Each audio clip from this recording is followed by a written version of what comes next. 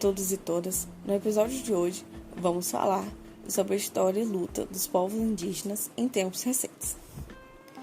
Durante a ditadura militar brasileira, entre os anos 1964 e 1985, os povos indígenas sofreram diversos tipos de violência, como, por exemplo, de acordo com Marcos Rodrigues Barreto e Edilana Itéria, no texto Memórias Indígenas da Ditadura, Cárcere e Tortura no Reformatório Krenak, nos postos indígenas havia prática de tortura, espancamentos que levavam à invalidez ou morte, crucificação e venda de crianças indígenas para finalidades sexuais, entre outros. De acordo com esses autores, também havia castigo, prisão e trabalho forçado para civilizar os nativos. Elis do Nascimento Silva, em seu texto, comenta que, entre 1978 e 1980, o professor Silvio Coelho dos Santos, junto com uma equipe de antropólogos do Programa de Pós-Graduação da Universidade Federal de Santa Catarina, foi chamado pelo Grupo Técnico da Eletrosul para analisar os efeitos do projeto hidrelétrico da bacia do Rio Uruguai, nos estados de Santa Catarina e Rio Grande do Sul.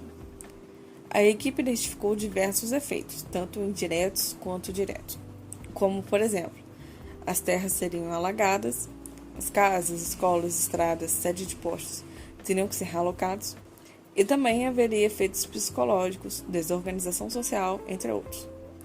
O próprio anúncio do projeto causava tensão social e psicológica.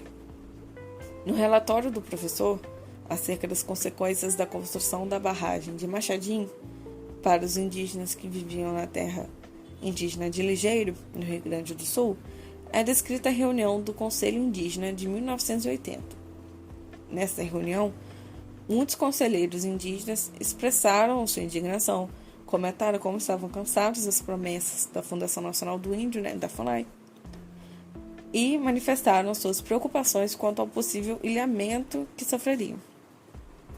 Por conta da sugestão do professor e da sua equipe, os alagamentos foram evitados nos territórios indígenas Caigangue e Guarani e também na terra indígena de Ligeiro.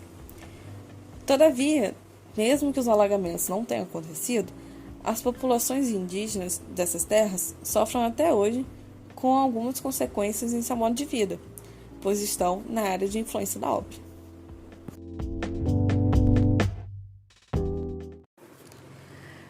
Ainda havia a invasão e exploração madeireira nos postos indígenas, como demonstra essa autora. Vale ressaltar que os povos indígenas não foram passivos nessas situações, assim como nunca foram em nenhum momento de suas histórias. Alguns autores abordam a luta e resistência durante esse período. Nascimento Silva comenta que os indígenas da terra Chapecó não aceitaram a destruição que estava acontecendo em seu patrimônio e passaram a se articular com encontros indígenas regionais e com a formação de conselhos de autoridades, impulsionados por diferentes setores da sociedade civil e pela Igreja, por meio do Conselho Indigenista Missionário e da Comissão Pastoral da Terra. Em 1978, conseguiram expulsar 300 famílias de arrendatários levados pelo Serviço de Proteção ao Índio, o SPI, e preservados pelo FUNAI, e expulsar 3.000 famílias de colonos da terra indígena Nonoai, no Rio Grande do Sul. Além disso, os Caigangue e Guarani se organizaram e pressionaram os proceiros e a FUNAI para a desinstrução imediata de suas terras. Informação de Paulo Afonso de Souza Castro no texto de Nascimento Silva. Outro exemplo, trazido por essa autora, de luta pela recuperação de suas terras, foram os Caigangue da terra indígena Ximbangue, que, com o apoio de grupos da sociedade civil, como novamente o Conselho Indigenista Missionário, conseguiram recuperar suas terras. Ela ainda comenta, por meio de Roberto Cardoso de Oliveira, que houve uma série de mobilizações indígenas em suas terras e nas demais regiões do país, a partir da década de 1970, para que pudessem exercer os seus costumes, tradições e identidade em seus territórios. Marcos Bernardes Rosa, em Povos Indígenas e Poder Tutelar na Ditadura Militar, 1964 e 1985, a etnografia de um processo, aborda a volta do povo Krenak a pé para o seu território em 1960, quando foram exilados nas terras Machacali, e também outro retorno em 1979. Esse autor traz a visão de Wallison Vasconcelos Pascoal, que diz que para esse povo a luta pelo território e pela existência tem várias extensões, e que esse exílio trouxe uma certa desorganização social, mas também aumentou o sentimento de competitividade.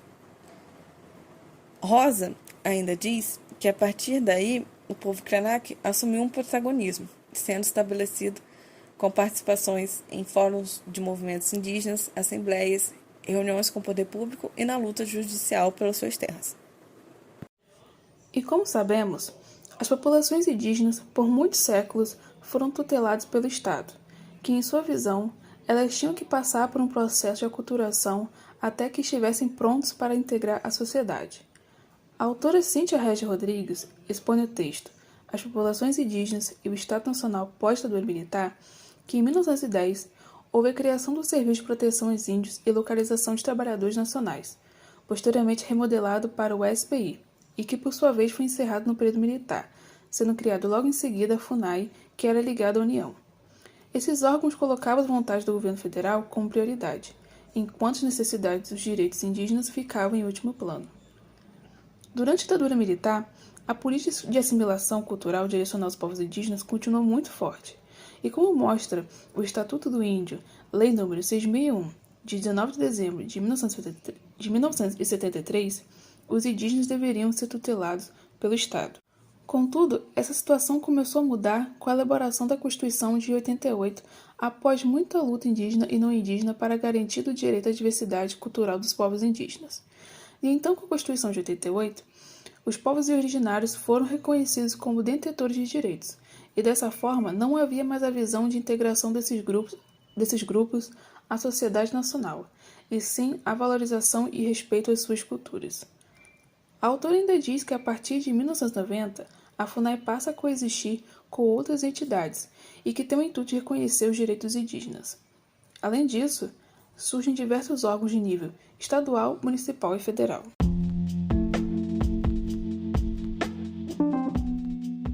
No texto de Bruno Pegorari, a tese do marco temporal da ocupação como interpretação restritiva do direito à terra dos povos indígenas no Brasil, o autor comenta que o caso da marcação da terra indígena Raposa Serra do Sal em Roraima, no ano de 2005, ganhou grande repercussão e com isso surgiram diversas ações, principalmente de arrozeiros e do governo do estado de Roraima, de contestar este ato, e que então foi parado no Supremo Tribunal Federal. Em 2009, o ex-ministro do STF, Carlos Aires Brito, estabeleceu que para reconhecer determinada terra como terra indígena, teria que estar comprovado que esses povos ocupavam a terra no contexto em que a Constituição de 88 foi promulgada.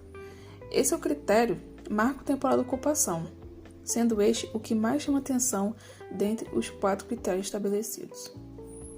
Portanto, a Constituição de 88 ela não impõe nada parecido, pois nela está que as terras indígenas são aquelas que os índios tradicionalmente ocupam.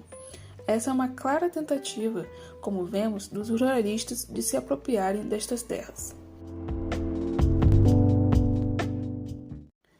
Os povos indígenas lutam contra essa e várias outras ameaças.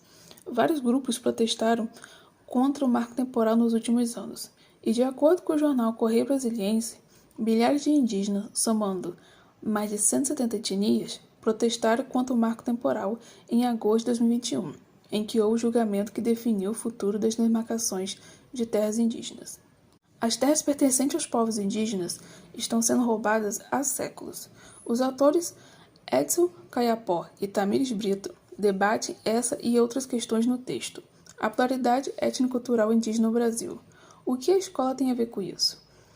Segundo eles, a revogação do direito dos índios pela Carta Régia de 12 de maio de 1798 instalou um vazio na legislação indigenista, tendo uma invasão cada vez maior de terras indígenas. Caiapó e Brito comentam que ao longo do século XIX a situação não melhorou. A primeira Constituição Brasileira de 1824 e a Constituição Republicana de 1891 não mencionaram os povos indígenas. Já no século XX, Marcos Saburu, em um texto do site da Articulação dos Povos Indígenas do Brasil, a PIB, mostra que as constituições de 1934, 37, 46, 67 e a emenda de 69 asseguram o direito de posse dos indígenas em suas terras, o que também desmente a tese do marco temporal. E a gente não pode esquecer também, como foi exposto anteriormente, que nesse contexto do século XX havia muitas tentativas de políticas de assimilação com os indígenas, e sendo assim, a situação estava e ainda está longe do ideal.